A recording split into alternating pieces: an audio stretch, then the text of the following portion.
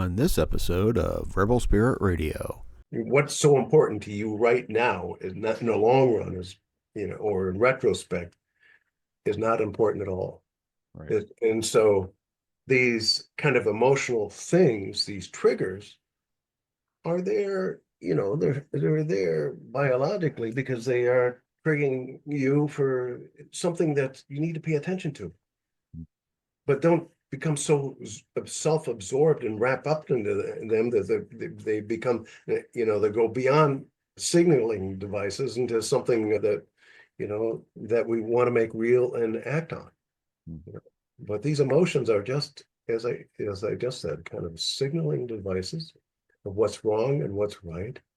And then, and without adding your own personal energy to it, I'm angry because of this. And then your anger gets on top of anger and you spin until you get bent out of shape. And then you say things that you might regret or do things you might regret.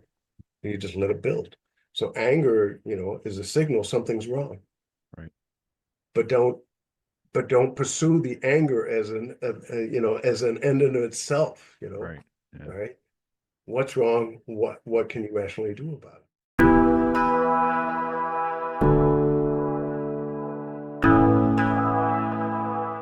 Welcome to Rebel Spirit Radio, exploring the frontiers of spirituality, consciousness, the esoteric, and humanity's sacred relationship with the living earth. I'm your host, Nick Mather, and in this episode, I'm joined by Clint Sidle, the founder and former director of Cornell University's Roy H. Park Leadership Fellows Program and longtime Buddhist practitioner, to discuss his book, Vipassana Meditation and Ayahuasca. Clint details the transformative experiences he had with ayahuasca, explaining how they dovetailed with his Buddhist practice. He emphasizes ayahuasca as a temporary skillful means for spiritual awakening, aiding but not replacing the practice of Buddhism. Also, please be sure to like and subscribe to this podcast on whatever platform you use to listen to or view podcasts. Your support is truly appreciated. Clint Sidle is the former and founding director of the Roy H. Park Leadership Fellows Program at Cornell University's Johnson Graduate School of Management, where his leadership programs are nationally recognized. He is a longtime Buddhist practitioner and the author of several books, including The Leadership Wheel. He joins me today to discuss his latest publication, Vipassana Meditation and Ayahuasca. Clint, welcome to Rebel Spirit Radio. Thank you. It's been great to be here. Yeah, I'm looking forward. For the opportunity. Yeah, of course, absolutely. I'm looking forward to the conversation. Your book's a bit of a different book, and I was excited, when I saw this in the publisher's list of forthcoming titles. And in part because I have a background in Buddhism. I used to say that I was a bad Buddhist because I don't belong to a Sangha or have a guru. But someone said, no, just call yourself a secular Buddhist. And I have some experience with the medicine. And so I was really intrigued by the two of these working together. So I thought that the place to begin would be with your journey. You've been practicing Buddhism before you experienced the medicine. So I thought that I would ask you a bit of your background, your personal journey in Buddhism. Okay. It goes back a long way. I was in the Peace Corps in Nepal back in 78 and 79. And one of the reasons I ended up in Nepal as opposed to other places that the Peace Corps offered to me was a kind of innate interest in the spiritual traditions of the East.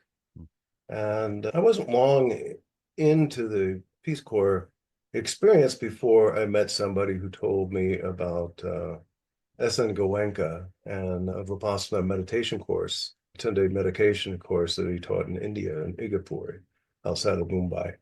And so off I went. And this was in 1979. And it was a silent 10-day Vipassana retreat. And I swear, two things. One, I was so high that when it got to be about day 10, was so high in the experience, I swore that I only needed a couple more days before I reached full enlightenment. Of course, that was a total delusion at the time, but I was so blissed out that was my experience. And the other thing that I noticed is that when I finally did start speaking, I had vertigo from the reverberation of the sound on my eardrums. And that was quite nice. So it was really, really silent. And that was January of 1979. And I've been in retreat at least once a year ever since. First in Vipassana, and then I graduated or moved on to more the Tibetan style Okay. meditation. All right. Can I ask you where you were in Nepal? Nepal. Yeah. Oh, where in Nepal? Yeah. Yeah. I was in Kathmandu and Bharatnagar. Okay. All right. Yeah, I've Some been of to my Nepal parties. three. Yeah. I've been to Nepal three times. You have? Oh yeah. Yeah. Mostly just around Kathmandu. Yeah, But Kathmandu, especially Bodha, yeah. where the Oh yeah. Tibetan center is and the big stupa. Hmm. I've returned since. I have led some Cornell University alumni on treks there, 5 or 6 years in a row. Okay. Uh, and it was Wonderful. a kind of my interest in the trek was just to introduce people not only to Nepal, but to actually begin to beg what their own spiritual beliefs were. Hmm. And it worked, I think, for the time that I did it. Yeah, interesting. Interesting. Yeah, the last time I was there, I stayed at a Buddhist monastery at the guest house right by Bodhnat. Uh-huh. Yeah, so I would like to go back. I am curious how things might have changed after the massive earthquake a few years back. Yeah. Yeah. I was there right after the earthquake, Mm. and there were a lot of buildings there that we weren't allowed to go into because they Right. were Yeah. no longer structurally sound. But a lot of change since then. I have a Yeah. friend who just went to Bodha and Kathmandu, and things seem to be. She was there for a meditation Okay. retreat and the meeting her Lama. Okay. Sounds like things are back together again. Yeah, that's good. That's good. Yeah, I have a couple of friends that there's a shared social media site that we have from a retreat that I had been on. And a couple of weeks ago, they just began posting these pictures and I'm like, that's Bodhnat, that's Kathmandu, that's Swayambho.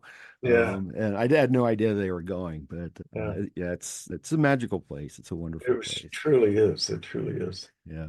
So you got this background in Buddhism and you've been practicing since about 1979.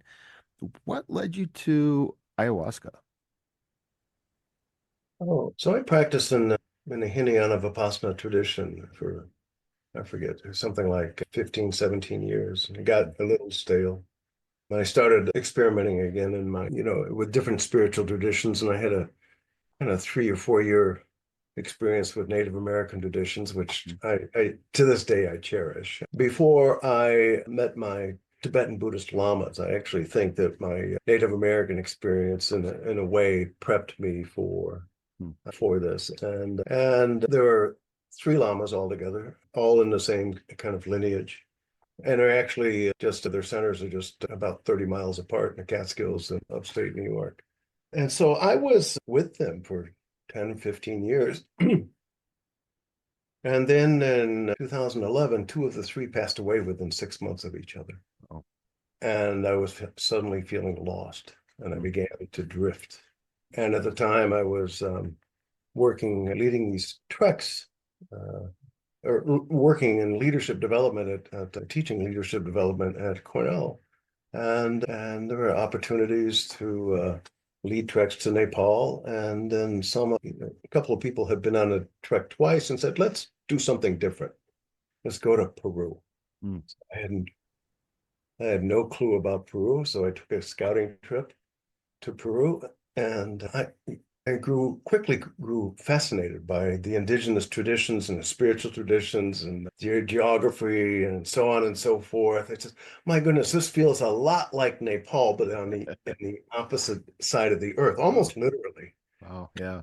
which a much more indigenous culture. And so I came back and I started, after this week-long exploratory trip for treks, came back and I started reading everything I could about Peru and soon came across this thing called ayahuasca. And I said, what the heck is this? And I said, that looks like something that could help me out of my doldrums, out of my spiritual funk after having lost 2 of my 3 lamas. And so I did my research and went off in a remote area in Peru and had my first experience with ayahuasca. It was mixed, mostly because I didn't connect with the shaman, the curandero. And but I felt its power. So I came back and, having led a trek to Peru, I had some guides who were familiar with all of this. And so I asked their opinion. And they pointed me to a shaman named Alonso Del Rio, who was in the Sacred Valley. And I met Alonso. He speaks a little English and much in common, about the same age. And I really connected with him. And so over the course of 3 years, I think I had 20 plus journeys with him. I think I went to Peru 6 or 7 times. He would do 1 or 2 ceremonies a week, and I would practice meditation in between and hang out. And so they were my retreats at that period of time, for that period of time. So that was my experience. But towards the end, and we can get more into what my experience was, but towards the end, I always referred to the experience in the feminine. It was just automatic. I didn't think about it. So when I had conversations, it was with her. And so in the end, she said, "We're done." We're done. I said, "What?" We're done. And so 3 times in a row, three ceremonies in a row, she said, "We're done. We're done. You have what you came to learn. I have given you what you needed. Now it is time for you to return to your path, to your true path, which is the Buddhist thing." So that's what I did. And that was in 2017 or 18. I can't remember exactly which year. And I haven't ventured towards her since. And I actually don't have a desire. I mean, if it popped in my lap, but it's gone. And it was beautiful. Yeah. Yeah, it's probably wise to listen to Mother Ayahuasca if she tells you we're done. We're done. We're done. Yeah. Now, as you were working with the medicine, did your experiences with Buddhism, were there connections that you were making while you were working with the medicine? Did that occur later with reflection? How did those two work together for you? I experimented early on with meditation in ceremony when, the world was being turned upside down. And I said, now this is mixing apples and oranges. I mean, do one or the other. And my experience with her was, through the holograms that you see and the different experiences that I had, she showed me true emptiness. So there's a connection there between Buddhism and emptiness and ayahuasca. At one point, I was with Alonso, and these ceremonies would usually last 4 hours, and that is usually the duration of the impact of the medicine. But I would always go on for double that amount of time, sometimes even more. Even when I was doing LSD when I was younger, I was always highly sensitive to the medicine. And so, end of ceremony, everyone's out of the maloka. I'll go back to my cabin. I'm alone in my cabin. And I'm tripping my brains out, it's like 1 a.m. in the morning. So I gotta come down. And because I'm just going crazy here and I'm all alone. So I said, well, maybe a little water will help me. So I drank the water. I became the water. There was no difference between me and the water.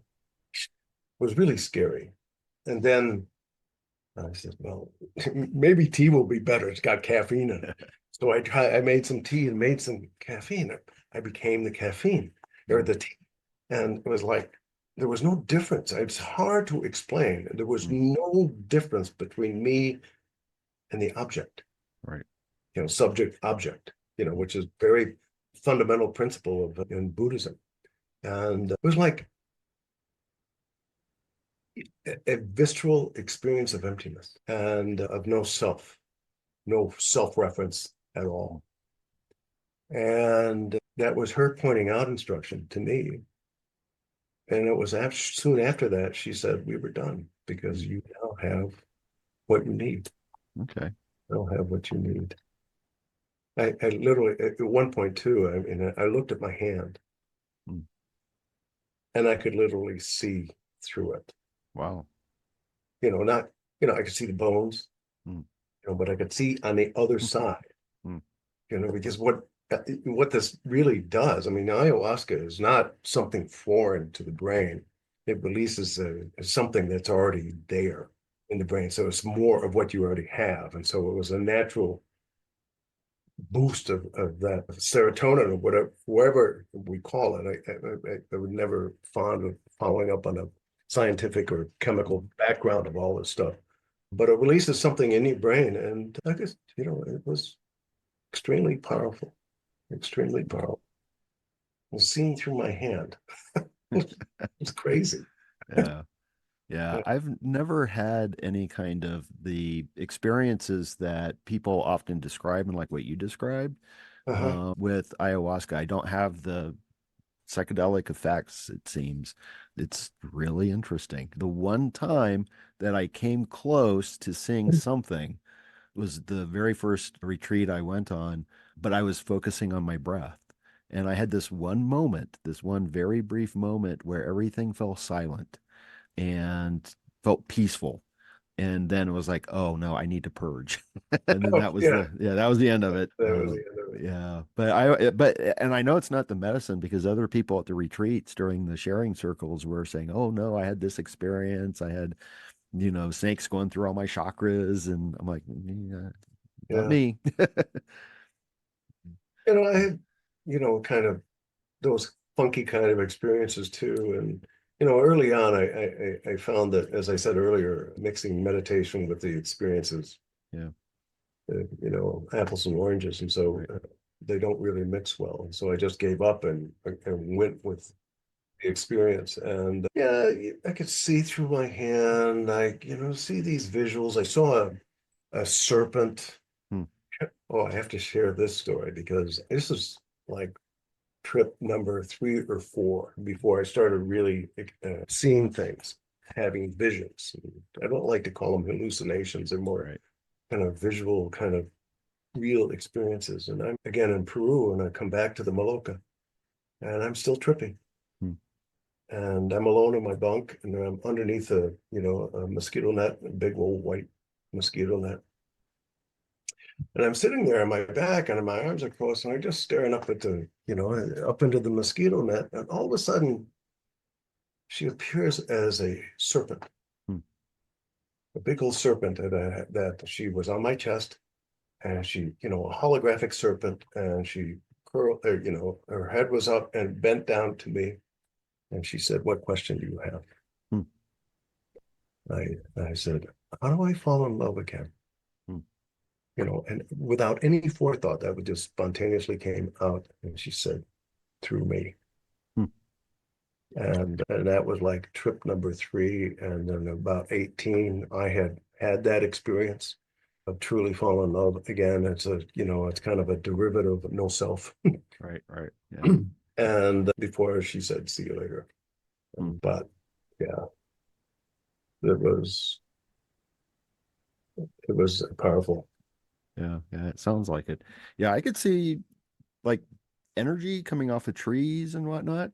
Yeah. But it's not all that unusual for me. I'm in a weird kind of world. So in the book, you refer to ayahuasca as a skillful means. In Buddhism, I think the term is upaya. And I was wondering if you could maybe explain a little bit for the audience what skillful means is and how that applies to the ayahuasca experience. So skillful means are methods and tools to help open you up. Mm. They're little kind of assistants to opening. They are not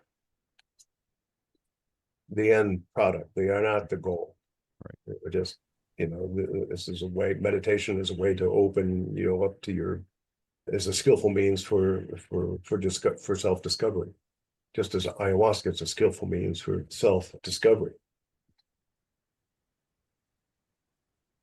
And all skillful means, again, I regret just saying that meditation as a skillful means. I think that's a mischaracterization because especially in the kind of meditation that I practice, I'm just simply resting in awareness itself.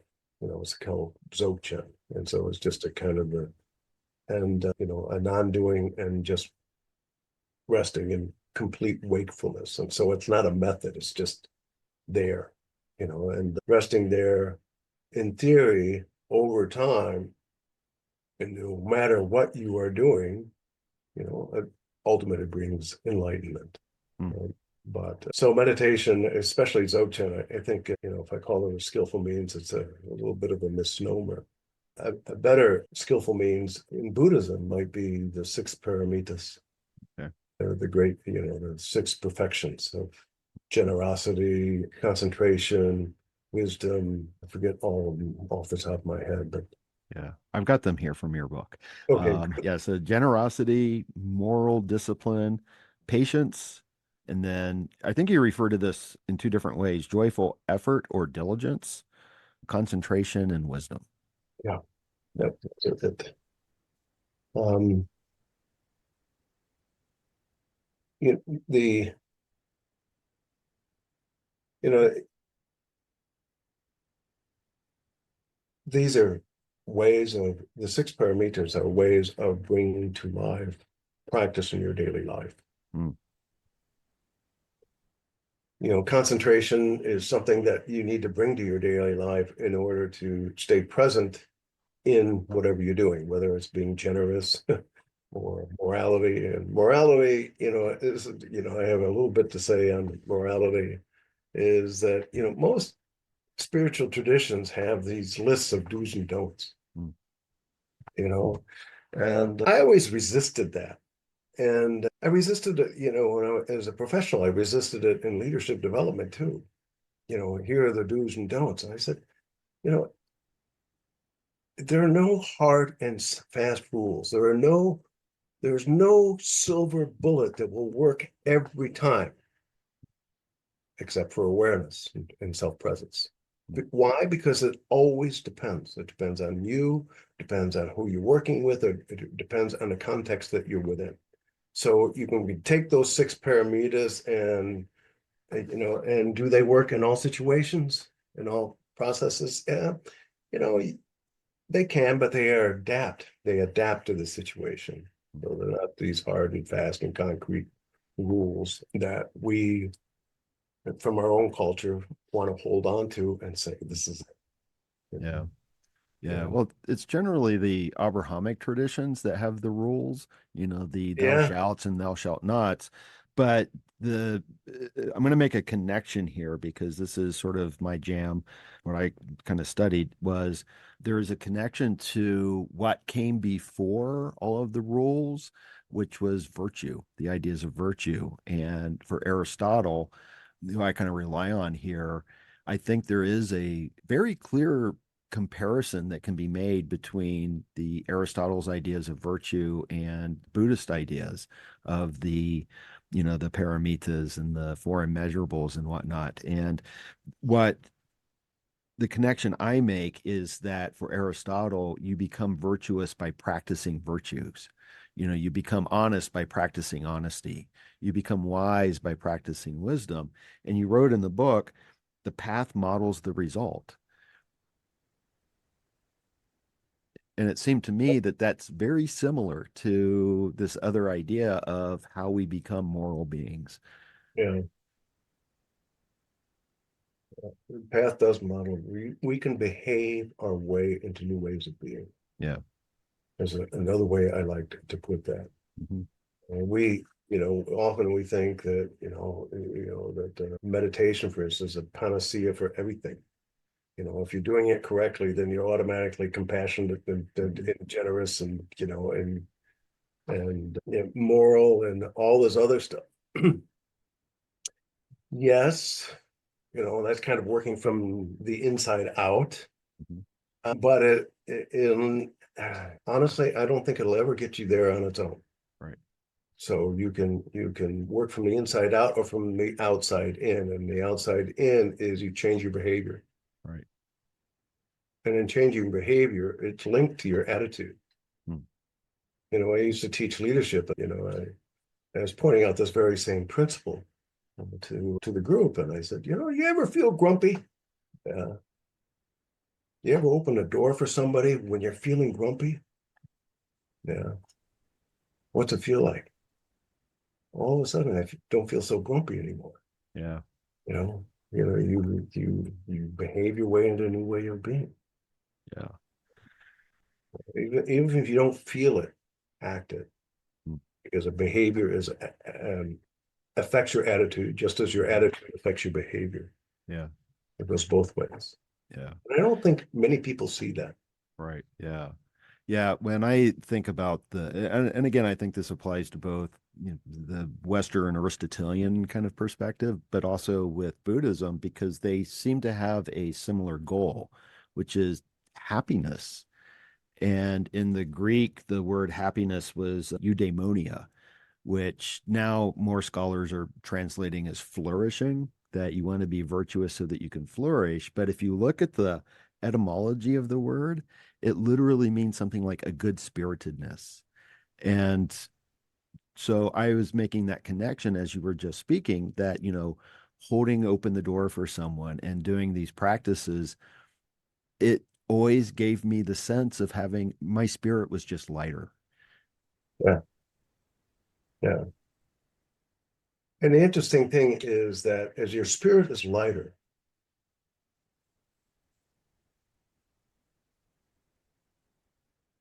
or as it,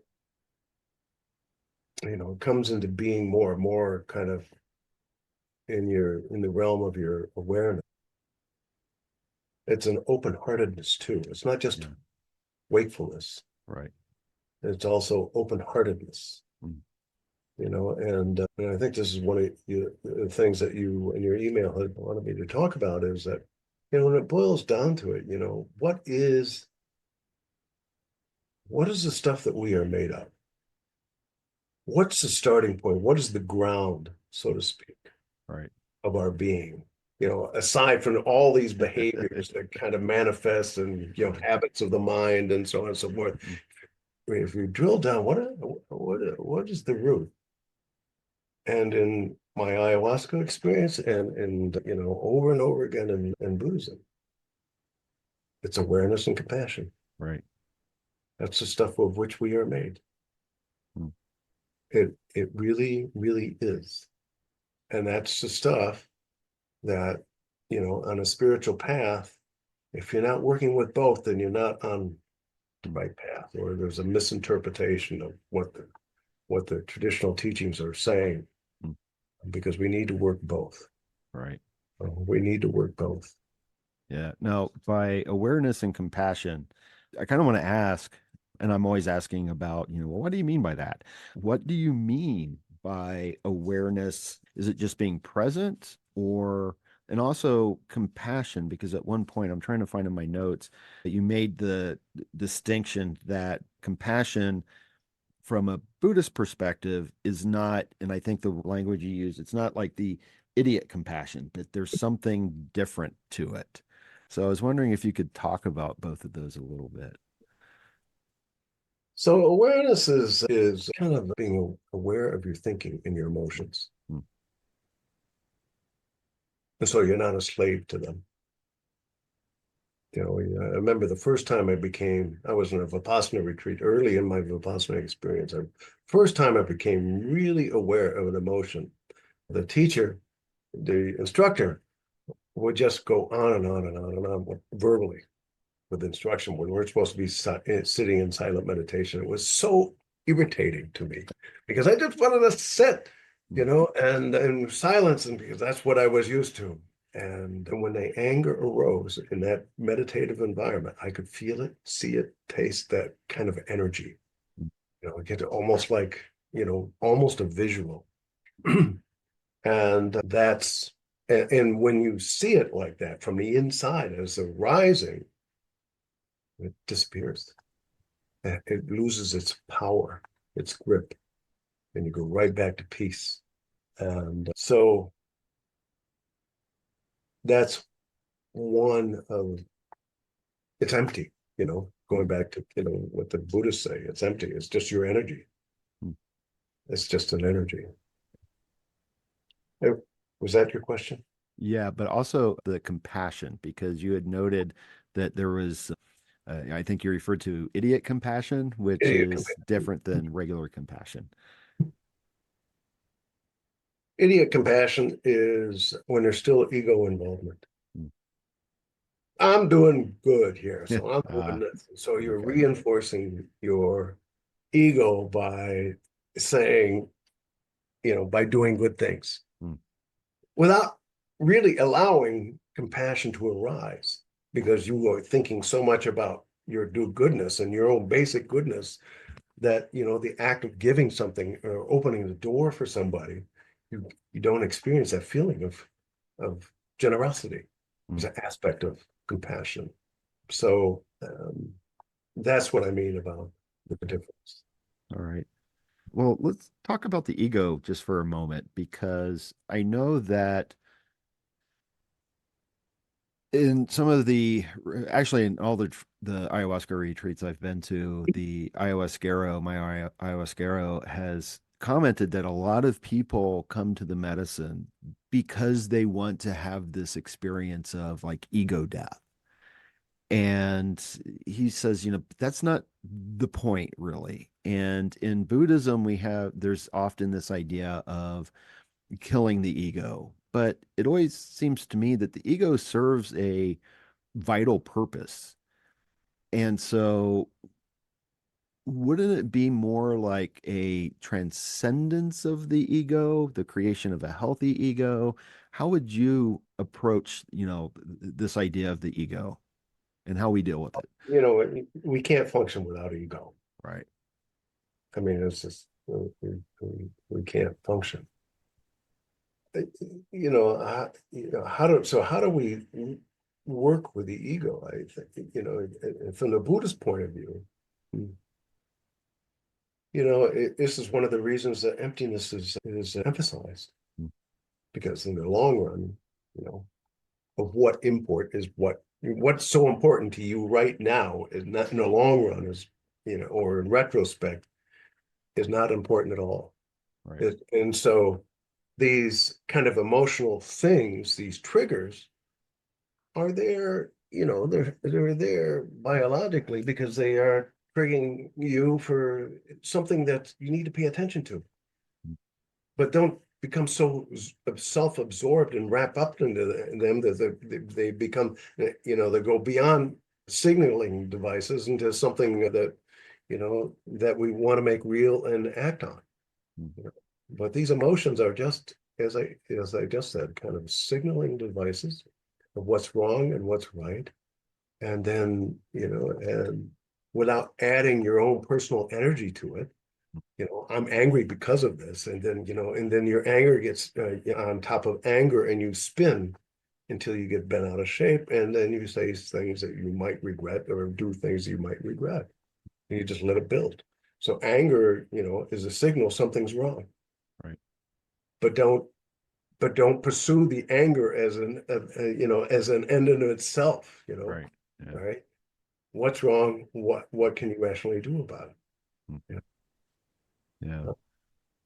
As opposed to, making it worse by adding fuel to the fire, Yeah. Which is what we tend to do. which is what we tend to do. Yeah. It's what we tend to do.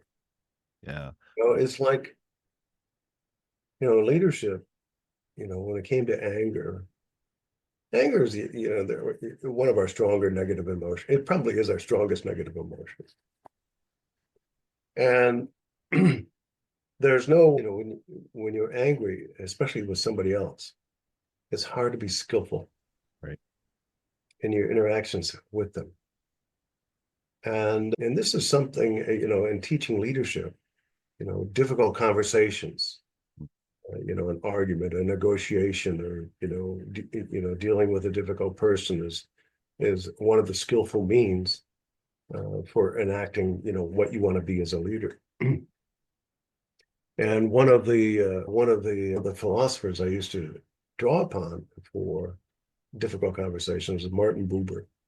Yeah. There's a Jewish philosopher, I, thou, I, thou. You know, Yeah.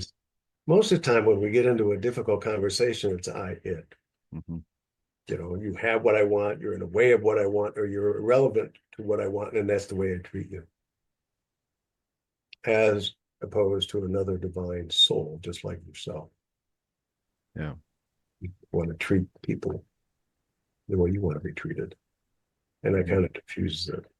You know, and then there's a whole language, in addition to the energy that you may need to manage in a difficult conversation, the whole language that goes with it.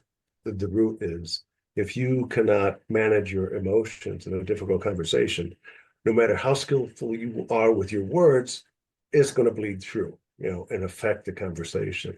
Right.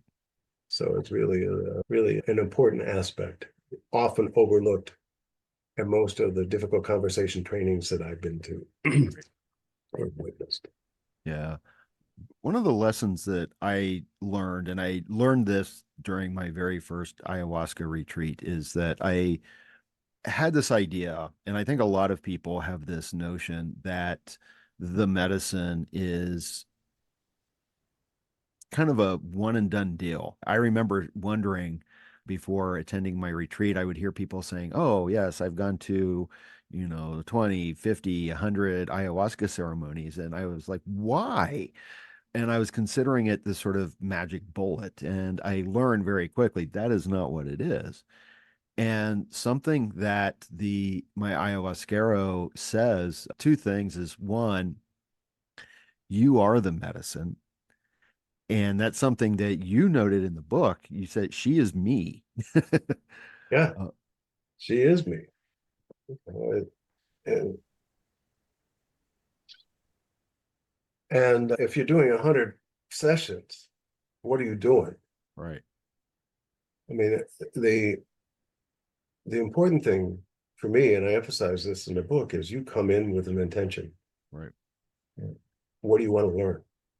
What question do you have? Like going back to the beginning of our conversation, you know, what question do you have? And if you don't, you just wander, Mm-hmm. you know, like your thoughts wander in a day. Right, Unless you have a strong intention, she cannot help you. right. And that's why, you know, I had a 3-year experience. I did 24 ceremonies, and I had an intention each time. And when we were done, we were done. Yeah. Yeah. The I got what I needed, and you know, she's not addictive, right, right, so it's not like, you know, you're doing something that's potentially health danger to your health. right. But you know, unless you have an intention, a clear intention, you're wasting your time. Yeah.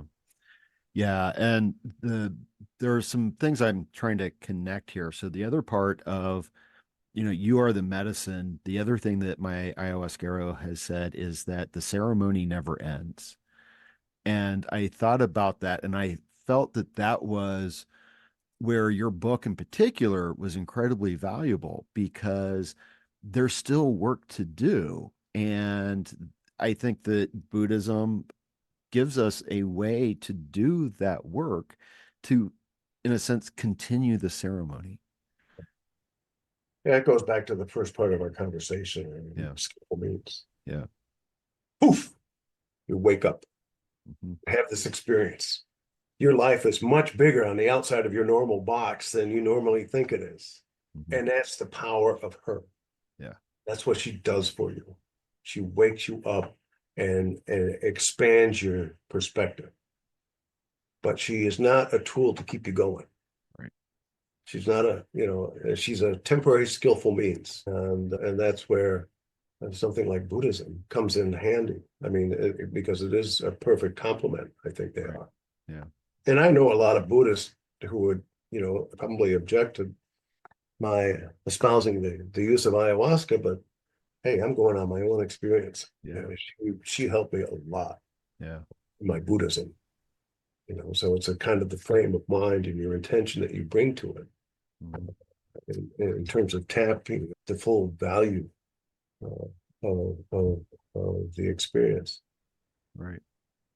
Yeah, I know that in Buddhist practice, there's a precept, and I forget exactly how it's worded, but it's to avoid anything that scrambles the mind or something like that. So, avoid alcohol and things like that. And some take that to mean also to avoid psychedelics. But you point out that there are records of Buddhists using entheogens in the practice and as a medicine to help them as a skillful means. Yeah. No, there is. I mean, Yeah. Datura is what I mentioned in the book, and there's plenty of history of that in the Buddhist tradition. The thing is, and it's a skillful means for kind of getting you outside of your box, so to speak. Cracking your cosmic egg is Yeah. another way I like to say it. That's her value. Hmm. But she is not a path in and of Right. herself. Yeah. She's a skillful means. She's a temporary aid, Yeah. to get you out of your box. And she's not addictive, Hmm. which is I think important for people to realize. I actually asked permission Hmm. from one of my lamas Yeah. to use ayahuasca. And he advised me just a short period of time. And Right. it went on for 24 times in 3 years, but when it was done, it was done. Right, right. And Mother Ayahuasca made it clear when it was done, And as you she made said. it clear. Yeah. Yeah, yeah. Now, have you talked to this Lama? I mean, is the Lama familiar with the experiences that you had? I'm curious what kind of reflections they may have after you've gone on this journey. Yeah, that's I have a few lamas, and they know I did the experience, but I didn't really Okay. share with them other than, it's just like they say in Buddhism, everything is empty. They're Right. all my big takeaways of, Mm. ayahuasca. And the other thing that was, and I mentioned this in the book, and it's a subtle thing that, in every tradition, I don't care if it's Buddhist or Hindu or Christian or Judaic or whatever, the thing we're trying to do is wake up and be compassionate. Right. You know, Awareness and compassion are kind of the roots to all and every path. And the thing that I realized in my ayahuasca experience is that the compassionate part is not necessarily automatic, Right. not an automatic outcome of increasing awareness. And so you can, for instance, in Buddhism, we practice self-awareness through our meditation. And we talk about compassion, and we just think the two go together, and then you walk off the cushion, you're automatically compassionate. You are for a short period of time, but the compassionate part, and it really is the more powerful piece, I think, between compassion and, sorry, I just had a quick call from my grandson. But the compassion is the true ego killer. Hmm. Is the true ego killer, And there are mystics, for instance, who can develop all sorts of powerful kinds of clairvoyant capacities and so on and so forth, and not really be totally realized because they're missing the compassionate piece. Right. Yeah. Because what are we doing this for? Yeah. If not to help others. Right, right. Well, and it also seems to me that another connection here is with, we have to work on the compassion, but also enlightenment itself. It seems to me that that is something that, I'm always curious about, well, what do we even mean by that? But it seems like a lot of people approach it as it is, as if it is a one and done deal, kind of how I approached ayahuasca at first. Like, this is the magic bullet that's going to clear me up and cure me and make me good and whatever. But it seems like enlightenment, whatever that is something that also has to be worked on a regular basis. It is not something that is just, I'm awake now. No, it's not. Yeah. And whether I had my blissful moments with her. I've had in ceremony, and I've had blissful moments on the cushion too in meditation, but they quickly disappear. And this is why we continue to practice, to make that realization become more of a habit. It's never one and done. It's life forming and life shaping through extended practice. Right. And so it might feel good for a short period of time, but sooner or later you're back to your, kind of judgmental, grumpy self or whatever, wrapped up in your old ways of relating to people as opposed to other people, Right. As an object Yeah. to be manipulated. Yeah. The ceremony never ends. The ceremony never ends. I mean, and this is why, whether in Buddhism or in ayahuasca, any serious spiritual tradition, here are these guiding things, principles. In Buddhist case, the 6 paramitas you want you to practice off the cushion. Right. Bring it to life in your daily life, because you're not going to be on the cushion all the time. Yeah. And for a long time, I wanted to go into one of these long retreats that they offer in Buddhism, 3 years or plus or so on and so forth. But, I think we as Westerners have to be really careful with a long-term retreat like that, because that's a thing in the East for people who have cultivated this, from a very young age as practice. And then to do a deep dive as a Westerner without the background that the Easterners have, sometimes it doesn't work. Right. Yeah. It doesn't work because, you need to relate to people too. Yeah. In your practice. Yeah.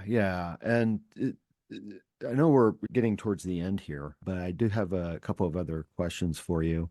Along that lines, it seems that, with my experiences with the medicine, and I am very grateful for the ayahuasca that I found, but there doesn't seem to be a lot of emphasis on giving help, suggestions, guidelines on what to do after leaving the retreat. It's just like, well, the medicine never ends. The ceremony never ends. You are the medicine. You still have to do the work. And it seems like, what you've provided is an essential key to doing that work. And maybe it's not for everybody, but I would really like to see, since ayahuasca is becoming more and more prevalent and popular, it would be nice if there was this sort of communication with Buddhism, maybe with other traditions as well, as to how to continue to do the work. I think it's really important and something, that's pervasive across spiritual traditions. Is what do you do when you're outside the experience, and what do you do off the cushion? Right. And in Buddhism, there are these 6 paramitas that are taught in most sessions, but are never really experienced. Right. And that's something that I wanted to address. So for each of the 6 paramitas, I have a little story, Right, that goes along with it, and how this is important, and how you can integrate, and as an example, this into your daily life. right.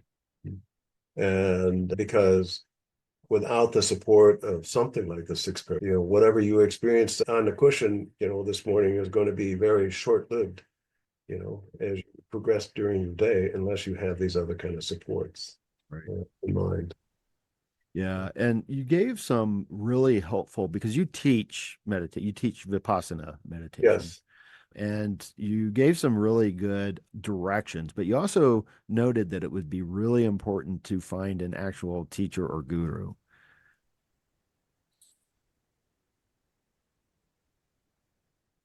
Vipassana can become a little mechanical. Hmm. This is something controversial in a Buddhist tradition. Tibetan Buddhist tradition is this idea of devotion, Hmm. of a lama in your Right. life. And myself, I was resistant to that in the beginning. But it's not like you're blindly devoted. You use devotion is a vehicle, is a skillful means for opening your heart. Hmm. You know, it's another skillful means for opening your heart and just surrendering, so to speak, which is, an aspect of surrender is necessary, to get outside of your box, your habitual ways of being. And it's not only intellectual, it's also heart. Right. Awareness and compassion are two things that I emphasize, throughout the book. So some level of devotion is important. Yeah. When I first was introduced to this, I said, I can't devotion to a stranger. I don't know. I just met this Lama. How's this work? And blah, blah, blah. And, and so I'm trying to figure this out on my own. And I remember I always a big fan of Jesus. Even as a little boy, I was reading the Gospels. And so I said, instead of using the Lama as my object of devotion, I'll just use Jesus. Hmm. And I shared this with one of my Lamas, and I said, that's being very skillful. Yeah. Because what's important is not the object of devotion. Right. What's important is the devotion, the feeling of devotion. Right. Right. As a skillful means for opening. Yeah. Yeah. Yeah. I think that both, I always say that I applaud anyone who is working in healing because we need to heal a lot.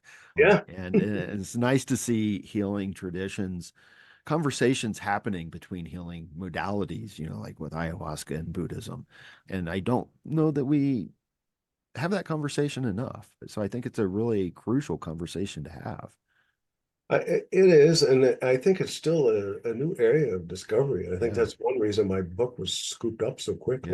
Yeah. It was anticipating this long process, and it was picked up within 8 hours. Wow. 8 hours. Wow. Yeah, I that's published unusual. other books before.